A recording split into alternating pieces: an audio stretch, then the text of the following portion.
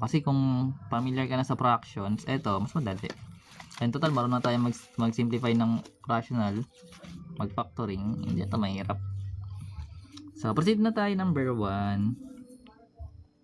So, let's say meron tayong 2 over x times x squared over 4. So, ang sagot? Hindi, may sumagot na okay na yan. So, actually guys, sabi ko nga lagi, kapag multiplication yung operation ng fractions mo, pwede ka agad mag-simplify sa given pa lang para hindi ka na mag-simplify. Kumbaga, basta numerator, denominator, pwede ka mag-simplify o mag-reduce ng numbers. So, for example, itong given natin. So, i-copy lang natin na.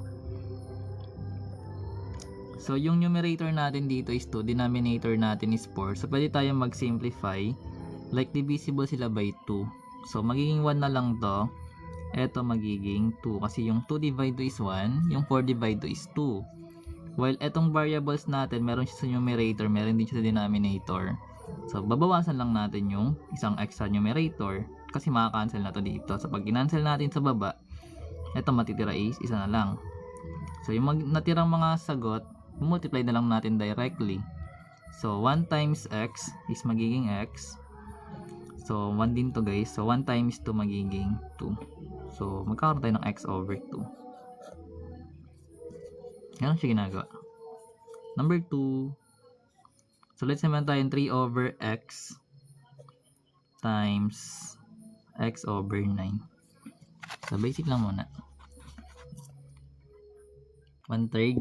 So, ganun pa rin guys gagawin. So, yung 3 kasi tsaka na indivisible sila by 3. Or kung gusto mo direct multiplication ka, so magiging 3 times x, that is 3x. Then, x times 9 is 9x. So, ngayon makakancel yung x. Then, yung 3 over 9, magiging 1/3. So, pwede rin ganung format. Pero, if ever na-trip mo na hindi ka na mag-simplify, sa given pa lang, mag-reduce ka na ng given. Okay. Okay. Number 3. And dagdag lang natin guys na katulad ng pag-cancel natin sa binomial, maka-cancel mo rin siya binomial din pero same sila ng terms na. Anong sagot? So automatic alam na natin na kasi yung numerator natin guys is tsaka yung denominator, pag sinimplify natin yan magiging 1 na lang. Then yung 10 divide 5 magiging 2.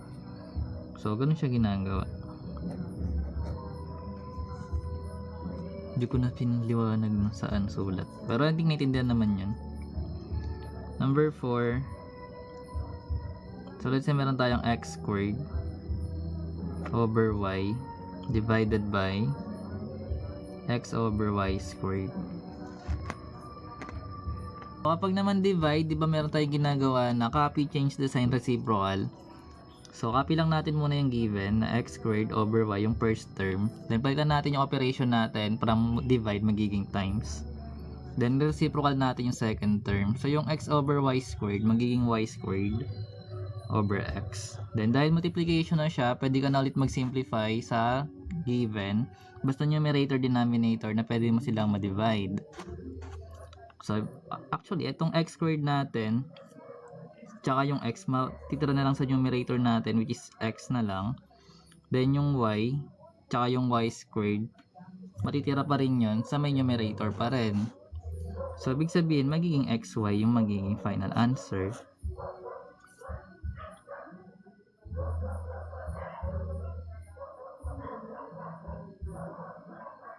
Hindi, malayo yun eh. Malayo yun kasi, iwan ko, kasi dapat hindi ako magla-live eh. Hindi ako nainis eh. Next, pero saan naintindihan guys na? Clear naman yata yung voice. Tinig pa naman yata ang boses natin. So number 5, let's say meron tayong x minus 2 over x. Then times 3x over x minus 2. Ang dali ng given. Pero guys, sa pin post meron tayong mga vids doon na. Check nyo na lang. Nagpapaunahan kayo. Okay lang yan. So basically guys, ito madali lang kasi pares naman yung numerator natin tsaka denominator, then naka-time siya, so maka-cancel na lang yun. Then numerator natin may x, denominator natin may x, so maka-cancel din yun. So by inspecting, matitira na lang is 3.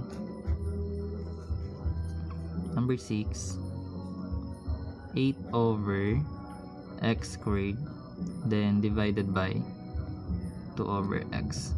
Ewan ko lang kung pagkatapos na ito hindi mo pa maintindihan yung mga ginagawa, no? Pero madali lang yun actually.